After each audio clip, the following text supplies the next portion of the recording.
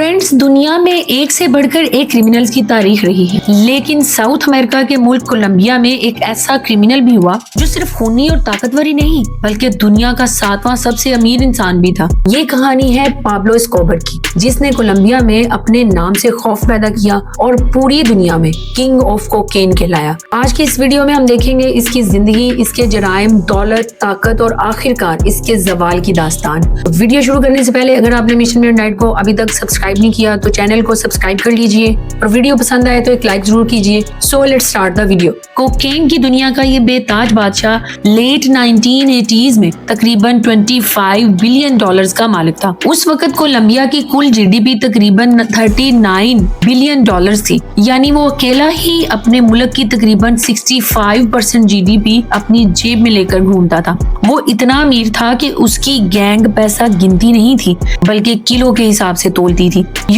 उसे अपनी दौलत गोडाउन्स में भरकर रखनी पड़ती थी, जहां उसकी कमाई का तकरीबन 10% हर साल चूहे ही कुतर जाते थे। वो बिल्डिंग्स, आइलैंड्स, प्राइवेट जू, एयरप्लेन्स, सोकर फील्ड्स, कार्स और सबमरीन जैसे अपने शौक पर पानी की तरह पैसा बहाता था। यहाँ तक कि वो अपनी बेटी को सर्दी से बचाने के लिए मिलियंस ऑफ डॉलर्स आग में जला देता था। इतना सब करने के बावजूद भी उसकी अमीरी में रत्ती भर भी कमी नहीं आई। दुनिया के सबसे बड़े और अमीर ड्रग माफिया का सिर्फ एक ही कानून था, प्लाटा ओ प्लोमो। प्लाटा का मतलब था मेरे साथ मिल जाओ, मैं तुम्हें इतना अमीर बना दूंगा कि तुम्हारी 7 नस्लें बैठकर खाएंगी। और प्लोमो का मतलब था अगर तुम मेरे खिलाफ गए तो मैं तुम्हें ही नहीं बल्कि तुम्हारे पूरे खानदान को मिटा दूंगा। उसके इस खतरनाक उसूल की वजह से पुलिस हो या मिनिस्टर्स, जर्नलिस्ट हो या जजेस, सब उसकी जेब में थे। जो भी उसके खिलाफ गया उसने उसे मौत की नींद सुला दिया। अपनी क्राइम हिस्ट्री में उसने 4000 से ज्यादा लोगों को मारा,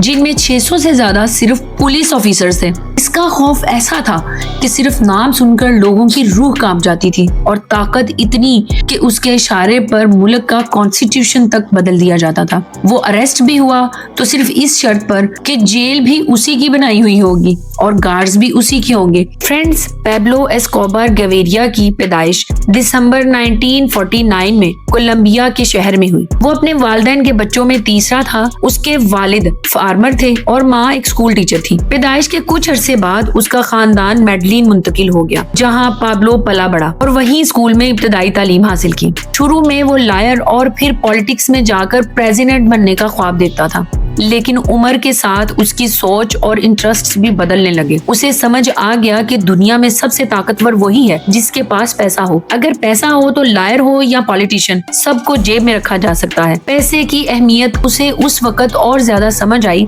जब घर की खराब फाइनेंशियल कंडीशन की वजह से उसे पढ़ाई अधूरी छोड़नी पड़ी। पढ़ाई छूटने के बाद उसने फैसला किया कि उसे जल्द अज जल्द बहुत अमीर बनना है, चाहे उसके लिए उसे किसी भी रास्ते पर जाना पड़े। उसने खुद से वादा किया कि अगर 25 साल की उम्र तक 1 मिलियन पेसोस ना कमाए तो वो खुदकुशी कर लेगा। यूं दौलत की दीवानगी उसे क्राइम की दुनिया में ले गई। इसके बाद वो अपने कजन गुस्टावो गवेरिया के साथ मिलकर तरह तरह के लीगल वर्क करने लगा, जिनमें फेक डिप्लोमा डिग्रीज बेचना, साउंड इक्विपमेंट्स की स्मगलिंग करना और टॉम स्टोन्स चोरी करना शामिल था। बट इन छोटी मोटी चोरियों से आखिर वो कब तक और कितना अमीर बन पाता। इसीलिए एक बड़ा कदम उठाते हुए 20 साल से भी कम उम्र में इसने कार स्टीलिंग और अमीर लोगों की किडनैपिंग शुरू कर दी। वो कार चोरी करके उसके पार्ट्स बेचकर खूब पैसा कमाता और अमीर लोगों को किडनैप करके उनकी रिहाई के बदले भारी रैंसम वसूल करता। अगर विक्टिम की फैमिली पैसा देने से इनकार कर देती तो वो इसे बेरहमी से मार डालता।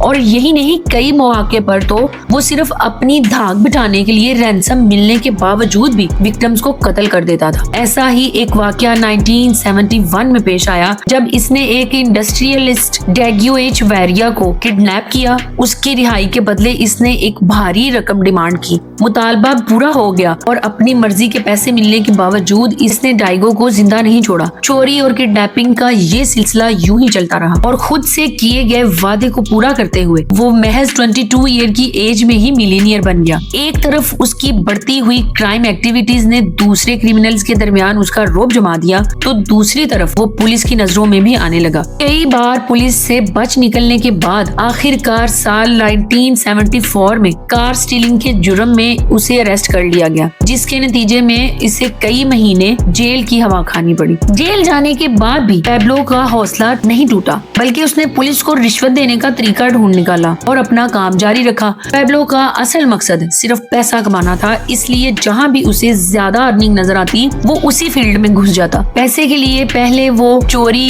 کڈنیپنگ اور مرڈر جیسے کرائمز کرتا رہا، لیکن جب اس کا سامنا کوکین بزنس سے ہوا تو اس کے پروفٹ کے سامنے باقی تمام کام اسے بالکل بے معنی لگنے لگے۔ یہ 1970s کا وہ دور تھا جب امریکہ میں ڈرگز کی اسمگلنگ تیزی سے بڑھ رہی تھی۔ فرینڈز، اس وقت کولمبیا کے ڈرگ ٹریفکرز بے حساب پیسہ چھاپ رہے تھے۔ جو بھی اس بزنس میں تھا وہ مالا مال ہو رہا تھا۔ اسے ایک بڑی اپرچونٹی سمجھتے ہوئے پیبلو اسکوبار بھی اسی دھندے میں قدم رکھنے کا فیصلہ کر لیا۔ شروع میں اس نے کئی ڈرگ مافیاز کے لیے کام کیا جن سے اس نے ڈرگ بزنس کی باریکیاں سیکھی۔ اس نے نہ صرف اسمگلنگ روٹس کو سمجھا بلکہ ڈرگ ورلڈ میں بھی کئی اہم کنیکشنز اسٹیبلش کر لیے جو آگے چل کر اس کے بہت کام آئے۔ پیبلو اچھی طرح جانتا تھا کہ بڑی کامیابی اور بڑا پیسہ دوسروں کے لیے کام کر کے حاصل نہیں کیا جا سکتا، اسی لیے ڈرگ ورلڈ کو سمجھنے کے بعد وہ اپنا ہی ڈرگ کیرٹل بنانا چاہتا تھا۔ اس بزنس میں قدم جمانے کے لیے اس کا پہلا ٹارگٹ بڑے پلیئرز کو راستے سے ہٹانا تھا۔ اسی مقصد کے تحت سال 1975 میں اس نے میڈلین کے سب سے بڑے کوکین ٹریفکر فیبیو ریسٹریپو کو مروا دیا اور اس کے ساتھیوں کی جان صرف اس شرط پر بخشی گئی کہ وہ سب اب پیبلو کے لیے کام کریں گے۔ اس انسیڈنٹ کے بعد دوسرے ڈرگ ٹریفکرز کے درمیان پیبلو کا خوف بیٹھ گیا، جس سے اس کے لیے اپنا بزنس اسٹیبلش کرنا اور بھی آسان ہو گیا۔ اب سال آتا ہے 1976 کا،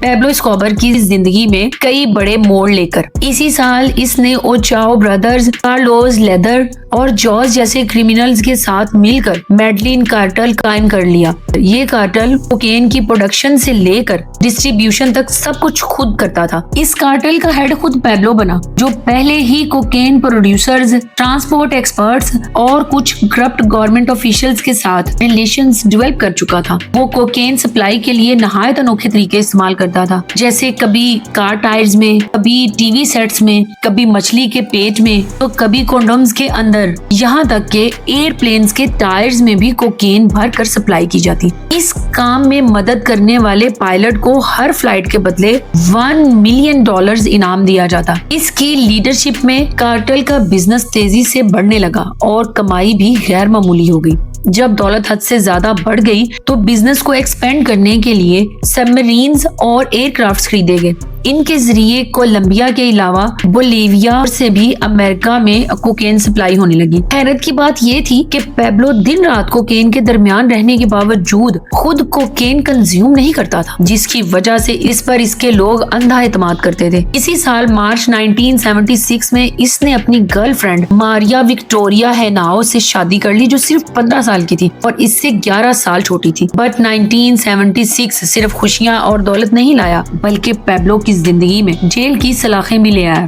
9 جون 1976 کو کولمبیا انٹیلیجنس ایجنسی کی ایک ریڈ میں پیبلو کی کار کے ٹائرز سے تقریباً 40 پاؤنڈز کوکین برآمد ہوئی، جس کے بعد پیبلو سمیت اس کے 6 ساتھیوں کو اریسٹ کر کے جیل بھیج دیا گیا۔ لیکن وہ زیادہ عرصے جیل میں رہنے والا نہیں تھا۔ کرائم ورلڈ کے تمام داؤ پیچ وہ سیکھ چکا تھا۔ اس نے پولیس آفیسرز، لائرز اور ججز کو یا تو رشوت دے کر یا ڈرا دھمکا کر جیل سے نکلنے کا راستہ بنا لیا۔ جیل سے نکلتے ہی اس نے مثال قائم کرنے کے لیے ان 2 ایجنٹس کو بھی مروا دیا جنہوں نے اسے اریسٹ کیا تھا۔ اسی کے ساتھ پیبلو نے پوری دنیا کے سامنے اپنا قانون واضح کر دیا، پلاٹا او پلومو۔ پلاٹا یعنی رشوت لو اور میرے ساتھ ہو جاؤ، میں تمہیں اوپر سے نیچے تک پیسے میں نہلا دوں گا، اور پلومو یعنی اگر میرے خلاف گئے تو تم بھی اور تمہارا پورا خاندان بھی ختم۔ جرنلسٹ ہوں، پولیس آفیسرز ہوں، منسٹرز ہوں یا ججز، سب کے سامنے صرف یہی 2 آپشنز تھے۔ وقت کے ساتھ ساتھ پیبلو اسکوبار کا کوکین امپائر ناقابل یقین حد تک پھیل چکا تھا۔ میڈلین کارٹل اب دنیا کا سب سے طاقتور ڈرگ آرگنائزیشن بن چکا تھا۔ امریکہ میں داخل ہونے والی ہر 3 میں سے 1 کوکین شپمنٹ پیبلو کے نیٹ ورک سے آتی تھی۔ روزانہ کی کمائی لاکھوں ڈالرز تک پہنچ چکی تھی۔ اتنا پیسہ تھا کہ نوٹ گننے کے لیے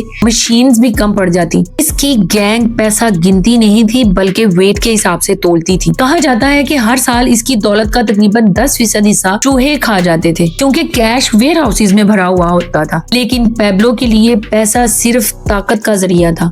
وہ کولمبیا پر حکمرانی کرنا چاہتا تھا۔ اسی مقصد کے تحت اس نے پالیٹکس میں قدم رکھا۔ وہ کولمبین پارلیمنٹ کا آلٹرنیٹ ممبر بن گیا۔ پیبلو عوام میں رابن ہوڈ جیسی امیج بنا رہا تھا۔ وہ غریبوں کے لیے گھر بنواتا، اسکول اور ہاسپٹل تعمیر کرواتا تھا اور غریب لوگوں میں کھلے عام پیسہ بانٹتا تھا۔ غریب لوگ اسے اپنا ہیرو ماننے لگے، بٹ حکومت جانتی تھی کہ یہ سب خون اور ڈرگز کے پیسے سے ہو رہا ہے۔ جو پولیٹیشین، جج یا پولیس آفیسر اس کے راستے میں آتا، اسے پہلے آفر ملتی اور انکار کی صورت میں موت یقینی ہوتی۔ اسی خوف کی وجہ سے پورا سسٹم اس کے سامنے بے بس تھا۔ جب گورنمنٹ نے امریکہ کے ساتھ ایکسٹریڈیشن ٹریٹی سائن کی تو پیبلو پاگل ہو گیا۔ وہ کسی قیمت پر بھی امریکہ جانا نہیں چاہتا تھا، اسی لیے اس نے کھلی جنگ چھیڑ دی۔ Bomb blast, plane hijackings, assassinations Colombia میں روز کا معمول بن گیا تھا۔ وزراء، ججز، جرنلسٹ کو دن دہاڑے قتل کیا جانے لگا۔ یہ کولمبیا کا سب سے خونی دور تھا۔ صرف ایک دہائی میں ہزاروں لوگ مارے گئے۔ پیبلو اسکوبار دنیا کا سب سے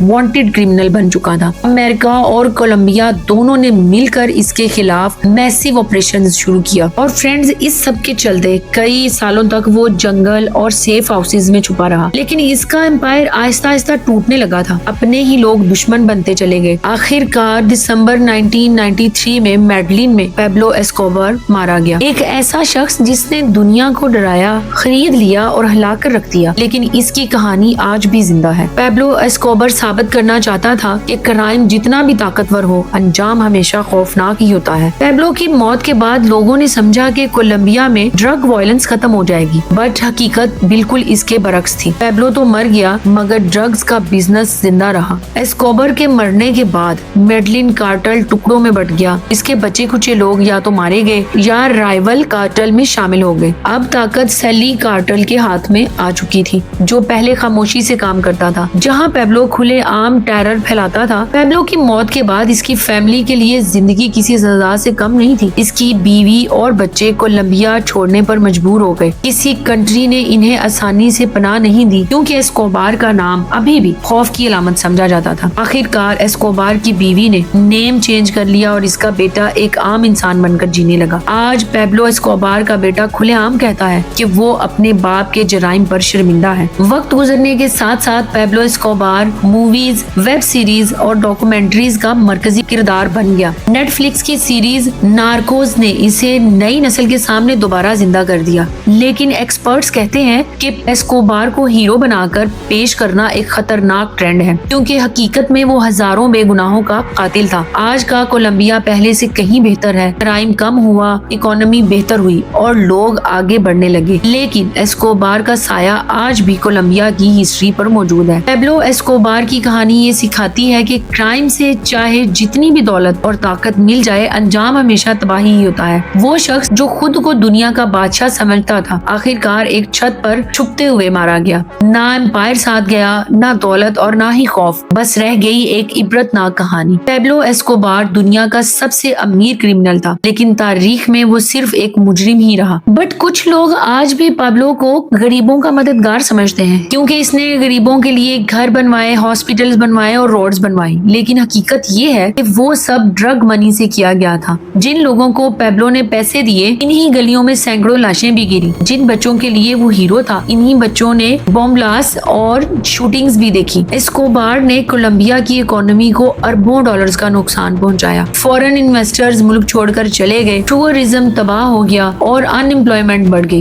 وقت کے ساتھ کولمبیا نے خود کو سنبھالا۔ Government reforms, stronger law enforcement اور پبلک اویئرنیس نے ملک کو آگے بڑھنے کا موقع دیا۔ پیبلو اسکوبار کی کہانی صرف ایک کرمنل کی نہیں بلکہ ایک وارننگ کی ہے۔ یہ بتاتی ہے کہ ایزی منی اور شارٹ کٹ آخر کار تباہی کی طرف لے جاتے ہیں۔ اسکوبار کے پاس سب کچھ تھا، پیسہ، طاقت اور خوف، لیکن آخر میں نہ وہ اپنے آپ کو بچا سکا اور نہ اپنے خاندان کو۔ ایک شخص جس نے دنیا کو اپنی مرضی سے چلانا چاہا، آخر کار وقت کے ہاتھوں شکست کھا گیا، کیونکہ قانون سے اوپر کوئی نہیں۔ پیبلو اسکوبار دنیا کا سب سے امیر ڈرگ لارڈ تھا، لیکن تاریخ نے اسے ایک مثال بنا دیا کہ کرائم کا انجام ہمیشہ تباہی ہی ہوتا ہے۔ سو فرینڈز، اگر آپ کو آج کی ویڈیو پسند آئی ہو تو مشن مڈنائٹ کو سبسکرائب کیجیے، بیل آئیکن کے نوٹیفیکیشن کو آن کیجیے اور کمنٹ سیکشن میں اپنا ایک قیمتی سا کمنٹ ضرور لکھیے۔ اللہ حافظ۔ پاکستان زندہ باد۔